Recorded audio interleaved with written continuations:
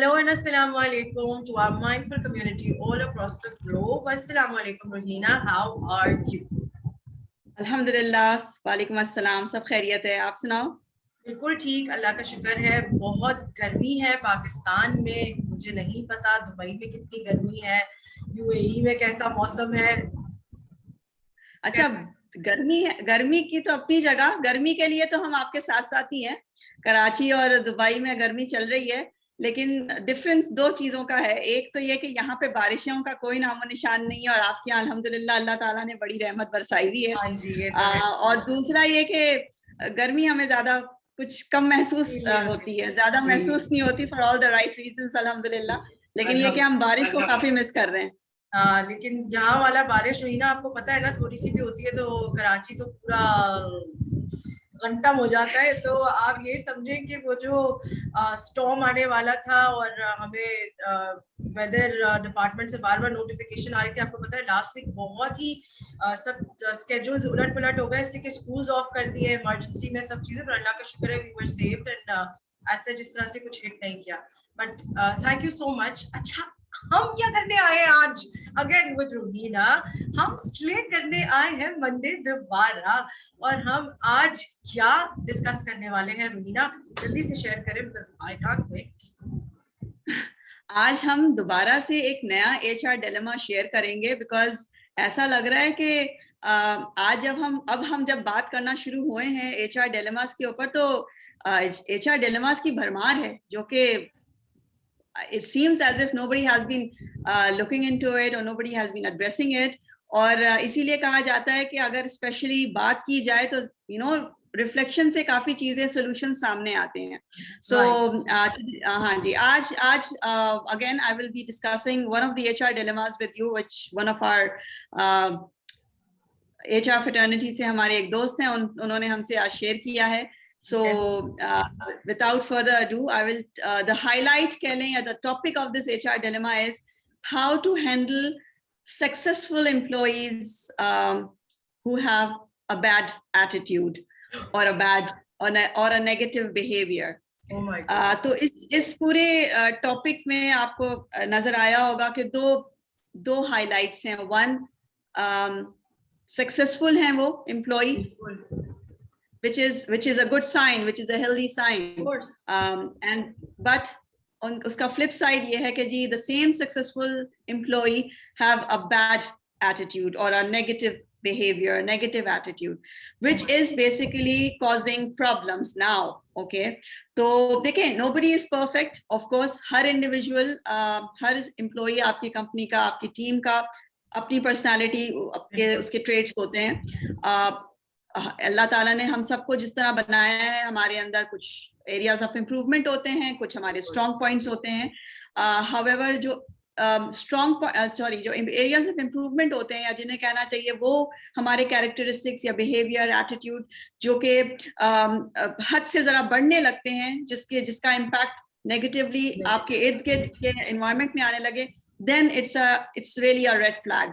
So again, having said so, आज जो HR dilemma है वो इसी तरीके का है कि one of our friends in the HR function has shared that उनकी organization में एक senior employee है, okay, on top of it वो successful हैं, tenured हैं, उनका बहुत अच्छा उनका performance रहा है और आज भी है उनका अच्छा performance. He is a credible talented employee. However the only flip side is कि he has been demonstrating a bad attitude at workplace, which is now impacting the whole team. और जी हाँ, सो आज मैं बात करूंगी कि जी उन्होंने मुझसे बात की कि जी what do you suggest Ruhina, how shall we handle this problem, how shall we stop, because जो दूसरे टीम मेंबर्स हैं या जो एग्जांपल्स सामने आई हैं, इंस्टेंसेस सामने आई हैं, उससे it has become chronic now to that extent कि मतलब उसका इतना गलत खराब उसका इम्पैक्ट अब ये हो गया कि कुछ उनमें से कुछ टीम मेंबर्स अब उसको अडॉप्ट करने लगे हैं, उस बैड नेगेटिव बिहेवियर को. सो ये तो समझे, ये तो बहुत ही ज्यादा आगे चली गई बात. एक तो होता है ना कि हाँ भाई आपके नेगेटिव एटीट्यूड से, बैड बिहेवियर से टीम का मोरल डाउन हो रहा है या और भी चीजें इम्पैक्ट हो रही हैं, which is again a very serious matter. However उससे आगे बढ़ गई ये बात कि जी the negative behavior has started influencing others now and it is now seeping into other team members. तो ये तो समझे एक तरह से जहर फैलने लग गया है, और अब ये इससे पहले कि ये सक्सेसफुल अगर टीम मेंबर है तो इसका मतलब ये है कि वो प्रोडक्टिव भी बहुत होगा कंपनी के लिए, ऑर्गेनाइजेशन के लिए, टीम के लिए। तो वो एक हिचकिचाहट भी होती है कि अगर कुछ कहें और ये परफॉर्मेंस गिर जाए या ना हो सके, तो वो भी डर और खौफ होता है। आई एम श्योर मैनेजमेंट का फियर रहेगा। Correct, alright. सी बात ये होती है कि एक तो मैंने जैसे बोला कि वो सक्सेसफुल हैं और सीनियर हैं, so usually the tenured employees जो होते हैं, जितने भी ये टेन्योर्ड एम्प्लॉइज जिन्होंने एक अच्छा अरसा वक्त गुजारा होता है कंपनी के साथ, definitely it is a natural you can say a psycho कि जी आप अपने आप को कंफर्टेबल महसूस करने लगते हैं ऑर्गेनाइजेशन में, and you have that correct, and you have that extraordinary confidence level in yourself. Number one, you have been in this environment, in this company for so long, and obviously you have that comfort level, your confidence level is already high, and on top of it अगर आप अच्छे deliverables आपके हो रहे हो, आप अच्छा perform कर रहे हैं, तो होता क्या है कि उसका जो सबसे बड़ा नुकसान होता है वो ये कि आपके अंदर, यानी कि वो जो specific employee हैं उनके अंदर वो मेंटल एक स्टेट स्टार्ट होने लगता है कि जी आई एम इंडिस्पेंसिबल, मैं रिप्लेस नहीं हो सकता। तो ये जो मामला होता है ना, ये बड़ा खतरनाक होता है। उसकी ये जो अप्रोच कह लें, या ये जो थिंकिंग माइंडसेट है, इस वजह से बहुत सी प्रॉब्लम्स स्टार्ट होने लगती हैं कि जी I am not irreplaceable, I am not replaceable, I am indispensable. तो जी मैं जो बात कर रहा हूँ वो सही है, मेरा जो बिहेवियर है, मेरा जो रिएक्शन है, मेरा जो रिस्पॉन्स है वो बिल्कुल सही है। ये तो नए लोग हैं, इनको क्या पता, या लेट्स सपोज मैं XYZ जो हम सब जानते हैं। एंड आई थिंक जितने भी हमारे व्यूअर्स हैं, ऑडियंस हैं, हम सब including myself, you, I think we have had one experience at least in our career life, professional life, जो हमने ऐसे इंटरेक्शन हुआ हो हमारे करियर में, हमारे एक्सपीरियंस में, जिसमें ऐसे हमने देखे हों लोग। अच्छा जी, कमिंग टू द पॉइंट कि जो HR डिलेमा है कि जी किस तरह इसको हैंडल किया जाए, तो सबसे पहले तो ये कि जी HR has to demonstrate a listening ear. You have to become a listener, a good listener. ये बहुत जरूरी है, क्योंकि देखें जब जो भी ये जैसे कहना चाहिए जो स्टाफ है या जो एम्प्लॉई है, जो बेसिकली या जो ये कॉज कर रहा है ये प्रॉब्लम्स, जिसकी वजह से वो मसला होता यही है, क्योंकि उनको ऐसा लगता है कि भाई nobody listens to me, nobody hears me out, या nobody understands me, hears me out meaning nobody understands me. मैं जो कह रहा हूँ, मेरी जो थिंकिंग है, मैं जो बात करना चाह रहा हूँ, या मेरा जो रिएक्शन है, मेरा जो एक्सपीरियंस है, और कोई सुनता ही नहीं है, कोई समझता ही नहीं है। तो सबसे पहले तो HR को ये डेमोन्स्ट्रेट करना चाहिए कि we are listening to you, we know, we understand what you want, और at least we want to know what you want और what your perspective is. Because देखें इसका दूसरा मकसद ये है कि आपको इसको रिस्पेक्ट भी देनी है। Why? Because he is a good performer, you can not afford to lose a good performer at any cost. No organisation would, exactly, no organization wants to lose a good performer, right? So सबसे पहले तो ये कि HR has to become a good listener, okay? उसको एक comfort level देना चाहिए एक ऐसे employee को।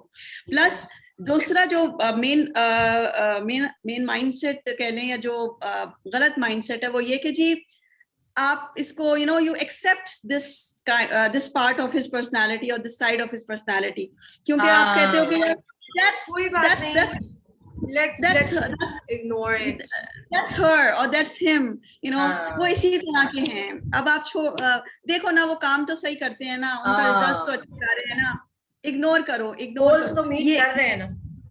हाँ, इग्नोर करने के वजह से ही तो आज ये वक्त आया कि वो it has trickled down to other team members now. My God.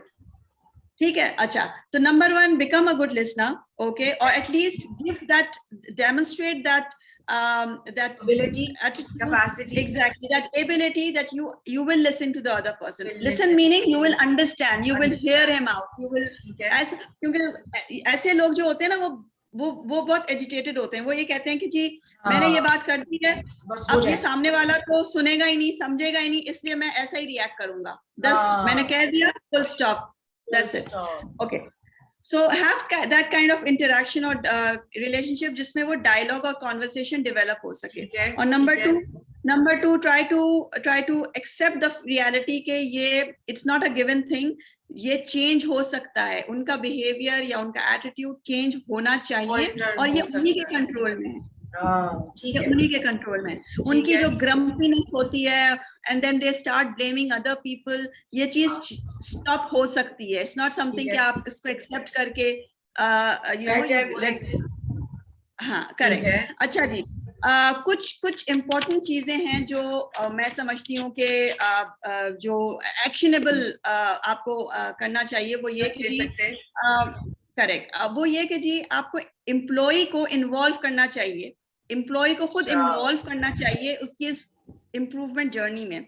अगर आप ऐसे एम्प्लॉय को, अगर एचआर जाके आपको कहे कि Zora this is you know we are this your behaviour, your attitude is not tolerable, we have been receiving such and so complaints and we don't like this and you have to stop it. So do you think you having that kind of personality on the person? Exactly. Do you think that person will give a good response, a positive response? Number one, it's not healthy at all. दूसरा आदमी समझेगा कि देखो मैं इतना अच्छा perform करूं, क्योंकि वो फौरन से उस इमोशनल उस डिलेमा में आ जाएगा कि यार मैं इतना अच्छा परफॉर्म कर रहा हूँ, मैं इतने सारे टारगेट मीट करके दे रहा हूँ. हाँ. और मेरी इस एटीट्यूड को ये लोग हाईलाइट कर रहे हैं. What about all the profits that I have been generating, all the business that I have been given, you know, all these things. So वो फौरन डिफेंसिव हो जाएंगे. तो ऐसा नहीं है. आपको उनको सबसे पहले तो उनसे डिस्कशन या कॉन्वर्सेशन स्टार्ट करनी है, डायलॉग स्टार्ट करना है, जिसमें उनको स्पेसिफिकली बताना है कि सो एंड सो इंस्टेंसेस हुए थे आपकी तरफ से जिसकी वजह से सो एंड सो इम्पैक्ट हुआ बड़ा है. ठीक है. उनको लाइफ एग्जांपल्स बताएं और उसके बाद उनको as an HR, because HR is the neutral department, it has to you know exactly.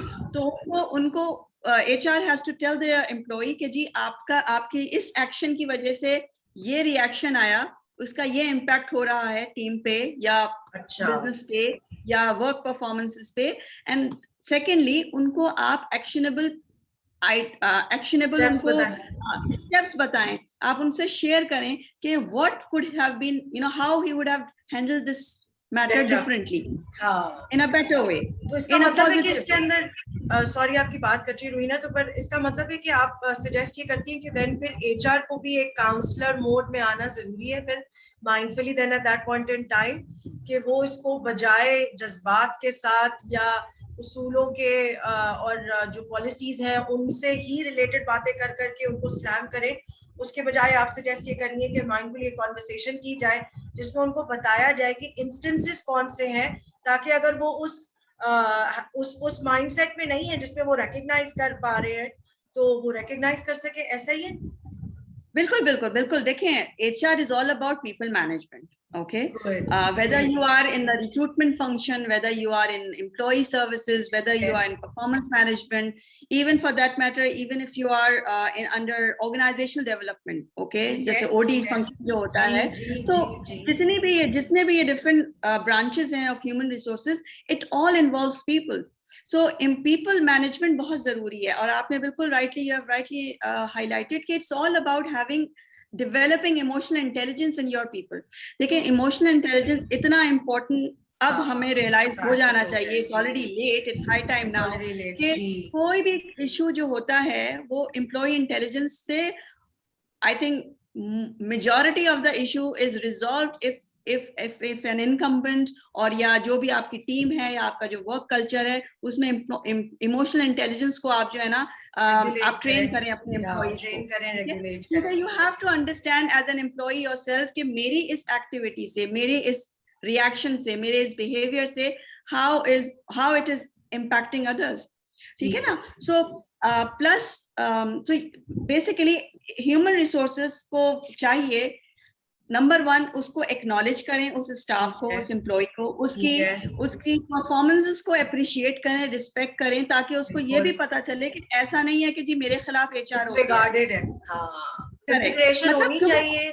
बिल्कुल क्योंकि वो हमेशा डिफेंसिव, फॉरन से डिफेंसिव होगा, वो फॉरन इस बात को लेके आएगा। तो before the employee brings forward that matter, आप एज एन एचआर आपको चाहिए कि आप अपने उस एम्प्लॉय को एक्नॉलेज करें, रिस्पेक्ट करें, अप्रिशिएट करें, उसके प्लस पॉइंट्स को हाईलाइट करें कि देखो तुम्हारी इस पॉजिटिव ट्रेड्स की वजह से डिलीवरेबल्स पॉजिटिव आ रहे हैं, प्रॉफिट हो रहा है। लेकिन एज एन एचआर एक्सपर्ट रुहीना, मैं ये भी जानना चाहूंगी कि अगर फॉर इंस्टेंस ये वाली जो डिलिब्रेशंस हैं ये काम नहीं आती हैं और वो फिर भी एक सक्सेसफुल ऐसा मेंबर है जिसको कंपनी लूज नहीं कर सकती है, तो इस केस में आप क्या सजेस्ट करती हैं कि जो एक लास्ट लिमिट लेवल वाला एक्शनेबल प्रोटोकॉल है वो क्या हो सकता है, या माइंडफुली क्या होना चाहिए for senior management?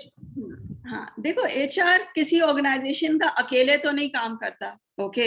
So senior management, leadership team, उसको एचआर के साथ बहुत ही like HR and senior management, they have to collaborate, they have to work hand in hand, they have to have that understanding.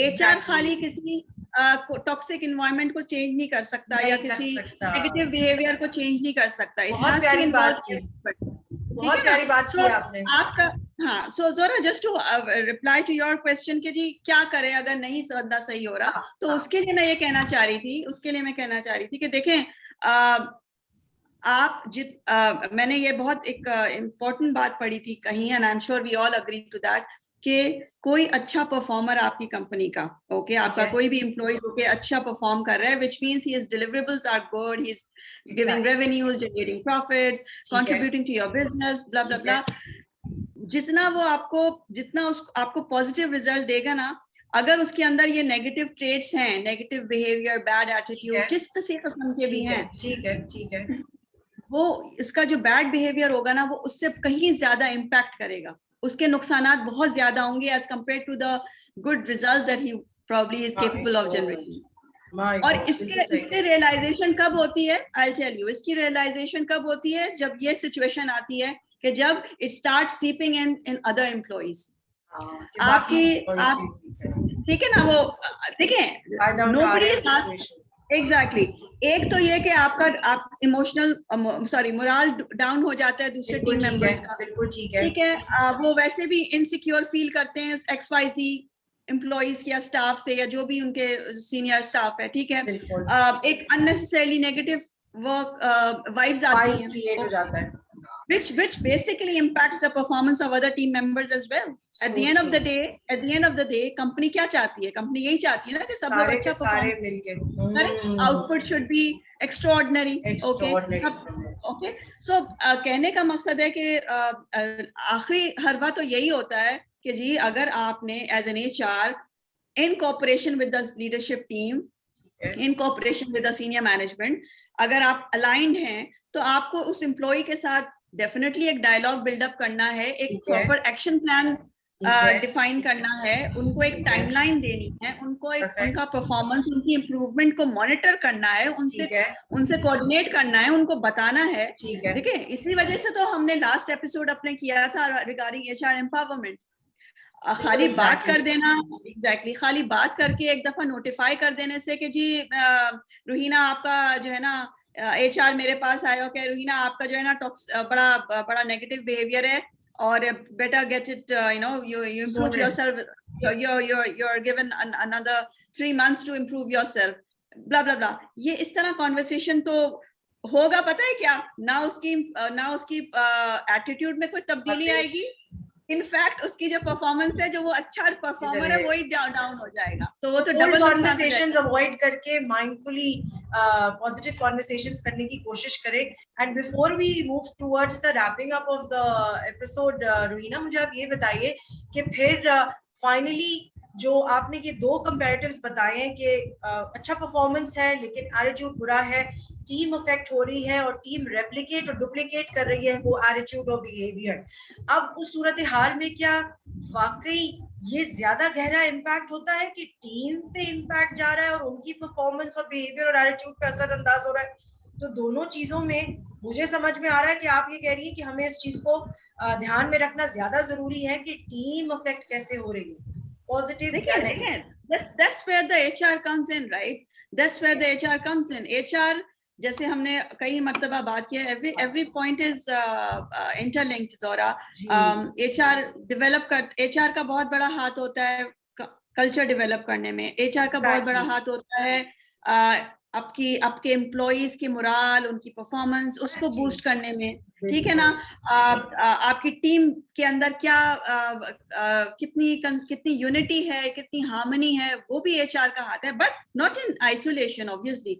इसके लिए जो आपकी business है या आपका डिपार्टमेंट है, आपके जो फंक्शनल हेड्स हैं, लीडरशिप टीम है, उनको भी आपको साथ करेक्ट। और आखिर में मैं बस इतना ही कहूंगी, just to wrap up this HR dilemma, कि देखें आप you have to as an organization, as an HR plus as a leadership team of the company, आपको ये डिसाइड करना है कि आपकी क्या प्रायोरिटी है। आपकी प्रायोरिटी खाली नंबर जनरेट करना है at the end of the day, या आपकी प्रायोरिटी है कि नंबर हेल्दी तरीके से जनरेट हो, ना सिर्फ ये कि जी नंबर्स जनरेट हो, but at the same time हमारा ओवरऑल जो ऑर्गेनाइजेशन का जो एक टीम मोरल है, परफॉर्मेंस है, एक कल्चर है, वो एक पॉजिटिव जाए, ठीक है ना। सो अगर आप सोचो कि अगर इस तरह के एम्प्लॉइज को हम एड्रेस ना करें, जो कि यूजुअली नहीं किया जाता इसी डर से कि जी, तो इसके कॉन्सिक्वेंसेस बहुत नेगेटिव होते हैं, और हम सबको पता है, टीम इफेक्ट होती है, मोरल इफेक्ट होता है, इस फैलती है, ये कंटामिनेशन हो जाती है, ये जो नेगेटिव बिहेवियर है ना, ये कंटामिनेट हो जाती है। आपकी मार्केट में आपकी कंपनी का नाम बुरा हो सकता है at the end of the day. और मोस्ट इम्पोर्टेंटली, जो कि आई एम श्योर एम्प्लॉइज सबसे ज्यादा परेशान होते हैं, और जो सबसे उनकी कीमती चीज है, वो है कस्टमर एक्सपीरियंस, उनके बिजनेस के जो कस्टमर्स हैं उनका एक्सपीरियंस। भाई at the end of the day अगर आपका कस्टमर इससे इम्पैक्ट हो गया, यू नेवर नो। Exactly. तो क्योंकि chain of performance and culture in the organization ultimately comes down to the client or the customer line of the organization. तो ये तो आपने बहुत rightfully हमें बताया, और डिलेमा भी बड़ा अचंभे वाला था, सरप्राइजिंग था कि वाकई लेकिन जब आपने जिक्र किया इस डिलेमा का, तो ही मुझे एहसास हुआ, एंड आई एम श्योर बाकी फ्रेटर्निटी को भी एहसास हुआ होगा, और हम रिकॉग्नाइज कर सके कि वाकई ये छोटी सी चीज, ये छोटी सी बात महसूस होती है, लेकिन एक्चुअली इसका इम्पैक्ट कितना डीप और कितना इंटेंस हो सकता है। सो आज की मॉन्सले के डिलेमा के बारे में जो रूहीना ने हमारे साथ शेयर किया, हमारे इंटरनेशनल एक्सपर्ट ने बड़ी प्यारे तरीके से उन्होंने दोबारा इमोशनल इंटेलिजेंस और माइंडफुलनेस और HR को दोबारा इंटरलिंक किया। थैंक यू सो मच रूहीना, कि बहुत प्यार से और बहुत अच्छे से सिंपलिस्टिकली आपने कितनी बड़ी कॉम्प्लिकेटेड कॉन्वर्सेशन और सिचुएशन को इतना एक्शनेबल स्टेप्स पे बना दिया कि जी हमें माइंडफुली कॉन्वर्सेशन बिल्डअप करनी है, उसके बाद रिकग्निशन, परफॉर्मेंस सब अपनी जगह, लेकिन ऑर्गेनाइजेशन का कल्चर, वैल्यू, एथिक्स वो कितने जरूरी हैं, आज रूहीना ने हमें दोबारा रिमाइंड करा दिया। Thank you, Ruhina. Until you guys slay this week and this Monday today, we'll come back with another firecracking episode next Monday.